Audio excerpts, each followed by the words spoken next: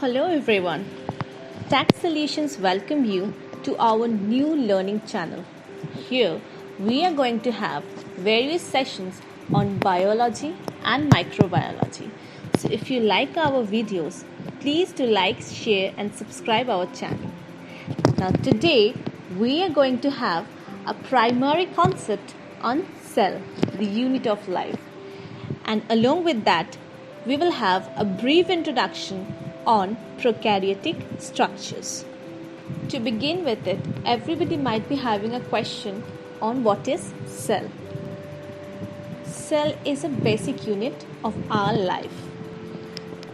Now we all know that there are about 4 million of living organisms, which includes bacteria, protists, fungi, plants, animals and a large variety of ecosystem consisting of number of organisms. Now all these living organisms perform a certain basic function in a similar manner, and that are formed of one or more compartments that are known as cells. So basically what we understand is that cell is a fundamental structure and a functional unit of a living organism.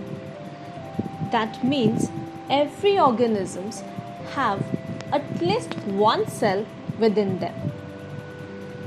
So on the basis of the number of cells, organisms are being divided into two categories, that is unicellular and is multicellular. So what is unicellular? Unicellular means the organisms that is composed of a single cell. For example, bacteria, blue-green algae, amoeba, and the cells, that is the organisms that are composed of many cells, they are known to be as multicellular. That is us, the human beings or the plants or the birds, etc., etc. And all this study of cell and cellular structure combined together, we call it a study of cytology. So now the question arises that who discovered cell? So in 1665, an English botanist named Robert Hooke, he saw a honeycomb-like compartments in a cork section, under microscope, and he coined those as cells. Now later he called them micrographia, but at introduction he told them as cells. That is a Latin word which means a hollow space. But because he saw actually a dead cell, a cell wall structure, so he coined the term micrographia. And later on, Anton von Leeuwenhoek, who was the first to saw a live cell, a structure of bacteria, he called them animalcules. He actually didn't know what kind of structure what is, but he saw something live and he coined the term animalcules. And later on, a number of discoveries came out of which the most famous discoveries are the discovery of nucleus by Robert Brown, and the most important theory that was formulated by Schleiden and Schwann, which we are going to read it in our next slide. Now, what is cell theory? So, in 1838, a German botanist, Schleiden, he found that all plant tissues were made up of cells which have essentially similar structure. Similarly, Schwann, a zoologist who was also working independently on animals, and he also found that each and every animal is having a similar structure among themselves. So they together concluded that almost every organisms have almost similar structures of cell. So the structure of cell is similar within the plants or animals, except for the cell wall. Plants have cell wall and animals do not have the cell wall, but the major content of a cell is almost similar. That is the protoplasm inside the cell and having a nucleus. So this kind of things are almost similar. The basic structure and metabolism are also quite similar within the living organisms. So these are the things they formulated together and made it a cell theory, which says that all living organisms are composed of cell and the product of cell. So what is the product of cell? That is, cell, a number of cells combined together to form tissues, and a number of tissues combined together to form an organ system, and these organ systems togetherly combined to make an organism. Next, what is that? Cell is a structural unit of life. So as I said, that if you break each and every part from reverse order, that is, organisms are being made with the help of organ systems are made with tissues, and what are tissues made of? They are made of that cells. So that is the reason we tell that cell is a structural unit of life. And the next thing which we have, that is, all cell arise from a pre-existing cells, that is, each and every cells goes division. They goes division to form a number of cells. Okay, so from one cell we have two cells, from two cells we have four cells, and so on. So that is the thing, all cells arise from pre-existing cells. So this is actually the entire cell theory that was formulated by Claydon and Schwann togetherly. Now we have a lot of exceptions of cell theory too. For example is virus. The viruses are not cells actually, they are made up of proteins and of nucleic acids, that is DNA or RNA. So they don't have that protoplasm, that is the essential part of cell, that which I was just talking about. So they are considered to be the exceptions from cell theory. That is why virus is so complicated organisms. Among all the living organisms, actually virus is not a living organisms also. They are being called as obligate organisms. So they are being kept as exceptions to cell theory. And now next what we are going to have is that cell size and shape. So now the size of cells varies from in different organisms. The smallest cells are PPLO, which we call as mycoplasma. They are about 0.1 micrometer, which is the smallest organism in our earth, and the largest animal cell is considered to be as the ostrich eggs, which is about 170 into 135 millimeter. So now in normal prokaryotic cells, the cell size ranges between 1 to 10 micrometer, while in eukaryotes it ranges from 10 to 100 micrometer. Our human body, the smallest cell we consider to be as the red blood cells, that is present in our blood, and the largest cell is ovum. So we all know that the largest cell of our human body is ovum, and the longest cell in our human body is nerve cell. So basically the shape of these cells vary with the functions they perform. So because nerve cells, they are longer because they have a function of connecting one stem cells to another stem cells. So they need a longest structure. So due to their function, they have that capability, or they have that a specific function of that long chains like structure, if you have ever seen a nerve cell. Okay. So now I think we all have a brief idea on what is cell and what are the functions of cell and who discovered cell and what is the cell theory all about. So now we can move on to our main sections, that is a type of cells. So this is the important thing, the most important thing about the cells, that there are two types of cells. They are the prokaryotic cells and the eukaryotic cells.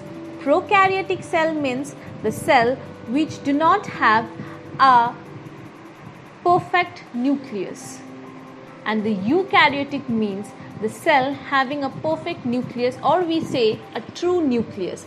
Pro means primitive, eu means true, karyote means nucleus.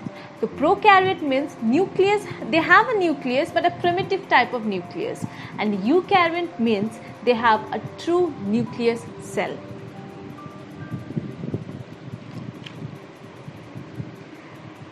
So the main difference between these prokaryotic cells and eukaryotic cells, that prokaryotic cells lack a membrane bound nucleus, which I already said, and the other one is they do not have any membrane bound organelles, whereas in eukaryotic cells they have a membrane bound nucleus as well as the membrane bound organelles such as mitochondria, Golgi bodies, plastid, etc., etc.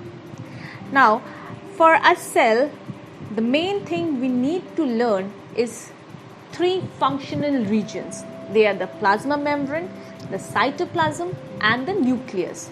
Although in prokaryotic cell we don't have a nucleus portion much, but in eukaryote we have that. We'll have about eukaryotic cell in our next presentation.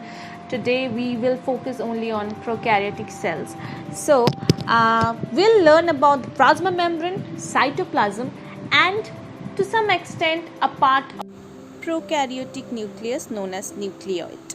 So now we have a presentation or a slide on this prokaryotic cell. There is a basic structure of prokaryotic so that you can understand it more easily. That is, they have mainly a three part in their cell. One is the cell envelope, which is we can call it a plasma membrane, cell wall, or glycocalyx. The other one we have a cytoplasm, cell organelles and inclusion bodies. And third thing, which is very important, that is a naked genetic material, that is a genomic DNA. So they have a single chromosome. Prokaryotic mainly have only a single chromosome. Okay. So coming to this glycocalyx, I haven't said about it much before. So glycocalyx, it is specifically for prokaryotes and most specified for bacteria only. So this is the outermost layer that varies in different bacteria according to their chemical compositions. If the layer is loose, we call it a slime layer, present in E. coli. And if it's thick and tough, we call it a capsule. So these are the things they have due to their prevention. They prevent themselves from harsh conditions. So these are the things they have in them. And then inner to glycocalyx, they have cell wall. That is a cell wall that is also a supportive function. Cell wall is also a supportive function to them. Now, on the basis of cell wall, the bacteria is also divided into two more categories. That is a gram-positive category and a gram-negative category, which we will be discussing later. So, and the third which comes is that plasma membrane, which is the innermost layer of the cell envelope. So, that is a transparent and semi-permeable membrane lying outside the cytoplasm, just outside the cytoplasm. So these are the cell envelope and their modifications. So we have glycocalyx, cell wall and plasma membrane. We'll have it a detailed form later on in this presentation. So this is a structure of a prokaryote. So you can see that they don't have that membrane bound organelles. So they are a very simple structure associated with a glycocalyx membrane, which is a capsule, you can see, and in it to it we have a cell wall, and then we have the plasma membrane, and see the center part of the cell, the pink colored thread, which is known as the DNA or the genetic material more precisely, which is the nucleate of the cell, and the liquid substance throughout the cell, which we can see, is the cytoplasm. The threads along the side of the cell, we can see the longer one, they are known as the bacterium flagellum, used for locomotion, and the smaller one are known as pili, which are used for transformation or conjugation, we actually say it. And so this is a structure of a typical prokaryotic organism we can see in front of us. Now we are going to see more further details about each and every organelles shown over here. So now the cell wall, which I've already discussed earlier, it determines the shape of the cell, It provides a strong and structural support to the cell, and it also prevents bacteria from bursting or collapsing. So the basic structure of cell envelope is made up of these two, glycocalyx and the cell wall. So based on this cell wall, we have two types of bacteria, that is gram-positive bacteria and a gram-negative bacteria. Next we'll move on to plasma membrane. So we have also learned it earlier. So it is a semi-permeable, that is selectively permeable, that is it maintains its own chemical pool different from the external environment, did not allow everything to enter inside the cell. So it is quite structurally similar to that of eukaryotes. So we'll have a detailed plasma membrane presentation because it has a lot of things into it. It is also known as respiratory membrane, as it with components like ETC, that is electron transport chain, and they have enzymes of respiration, so they are also known as the respiratory membrane. Now the next part is that the cytoplasm. The cytoplasm is the colorless, translucent and the viscous ground substance that is present inside the cell envelope, and they have a function of reserving food in the form of glycogen and lipid. And most importantly, the ribosomes, that is the organelle that is responsible for the protein synthesis, they are often spread free within the cytoplasmic structure. And next we come to the nucleoid. So nucleoid, it is an incipient nucleus of a prokaryote. As I already said that prokaryotes do not have a well-defined nucleus, so they have some kind of primitive nucleus, and they have that single and circular chromosome which we known as DNA. A double-stranded DNA is present, but it's not associated with histone proteins. So in prokaryotes, we don't have histone proteins. Histone proteins are responsible for the chromosome maintenance, but they don't have that. It's a very simpler process, having DNA which is extensively looped with some nucleoid protein, and it is embedded in the cytoplasm. They do not have any nucleoplasm or nucleolus or nuclear membrane. So that is the reason we say it is not a well-defined nucleus which is present in eukaryotic structure.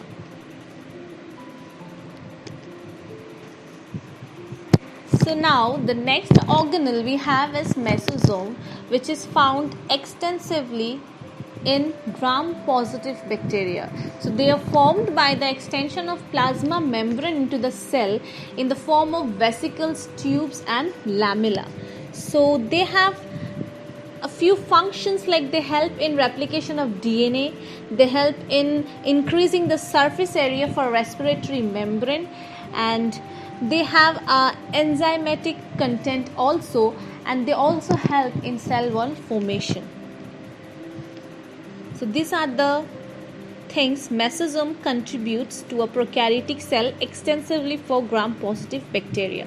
Now next what we have is chromatophores. Now what is chromatophores? The chromatophores are the internal membrane systems which help in increasing the surface area, and they also have an extensive function of increasing enzymatic activity and metabolic rates. So they also contain some kind of pigments. Pigments means they give color to objects. So they have this kind of functions. They are the extensions of cytoplasms. The next important structure prokaryotic organism bear is flagella. So what is flagella? Flagella are the several thread-like structure that are the extensive part bears from cell wall is known as flagella. So they basically have three parts. A flagella basically have three parts known as filament, hook and a basal body. So these flagella are mainly present in motile cells. So what is motile cells? Motile cells are the cells which have an ability to locomote. That is, the prokaryotic organisms, in order to the movement, use this flagella. Now according to the number of flagella, the bacteria are also divided into various types. Like Atricus, the bacteria which do not have a single flagella at all, they are known as Atricus. The organism having a single flagella is known as Monotrichus. Amphitrichus means with a single flagellum in both ends. Cephalotrichus means two or more flagella at one end. Lophotrichus means two group of flagella at both ends. And the last, the Peritrichus, means the several flagella that is distributed all over the body of that organism. They are known to be as Peritrichus. Now, in some bacteria, in addition to flagella, they also have a minute hair-like small sized narrow structure. They are known as fimbriae, or a long tubular structure. They are known as pili. So each fimbriae or pili is all about 3 to 5 micrometer in diameter, and it is formed by the evagination of the plasma membrane. So now in E. coli we found this pili most importantly due to conjugation, that is the transfer of genetic material from one bacteria to another bacteria. So this kind of pili we known as sex pili. And fimbriae, the fimbriae, they help in adhesion. So the function of fimbriae is to attachment. So these are the things, they are additional to organisms. The one is fimbriae, the other one is pili. The other thing which we have, a plasmid is an extra chromosomal inheritance or DNA that is present inside a prokaryotic cells which carry extra genes other than chromosomes. The next organelle which we have in our prokaryotic organism is ribosome. So the ribosome is associated with the plasma membrane of the cell. In prokaryotes, they are made up of two subunits, that is a 50S subunit and a 30S subunit, which together forms an active ribosomal structure which is 70S. Now these ribosomes are the main site for protein synthesis. Now if a cell do not have a protein synthesis option, a cell cannot function in a normal way. So ribosome is considered to be one of the most essential feature in both prokaryotes as well as eukaryotes. Now what are these ribosomes made up of? The ribosome is chemically called ribonucleoprotein particles. Each ribosome is form of rRNA and proteins. So basically they have an RNA, that is a ribosomal RNA within them. So along with this ribosomal RNA and some enzymatic conditions, they do their protein synthesis within this ribosome. So that is the reason why 50S and 30S are also known to be as core proteins. And the last we have in our prokaryotic organism is the inclusion bodies. Now these inclusion bodies are mainly storage material in prokaryotic cells. So they are not bounded by any membrane system or any membrane organelle. They just lie free in the cytoplasm, and they just have a storage like synovial granules, phosphate granules, glycogen granules, etc. for future use of prokaryotic cells. Now in eukaryotes we have a similar to this inclusion bodies, we call it a vacuoles, but in prokaryotes they are known as inclusion bodies. So this is all about prokaryotic cells. Now in our next presentation we are going to have a brief introduction about plasma membrane, because this was just a basic concept about cell and the prokaryotic structure. Now to go into the details into cell and their structure, we have to go through the eukaryotic cell as well as the plasma membrane and cell wall structure in a most exclusive manner. So if you like our video, please do like, share and subscribe, and put a click on that bell icon so that you can get the notifications of our newly recent videos which we are going to share with you along with this video, because we are going to have intense knowledge on cell biology in a very exclusive manner. And if you want to know much more or anything else, details about any other organelles which I have showed you over here, you can also comment me on the comment section so that I can know what you want from us. So it is over for today. See you in the next video. Thank you. Have a nice day.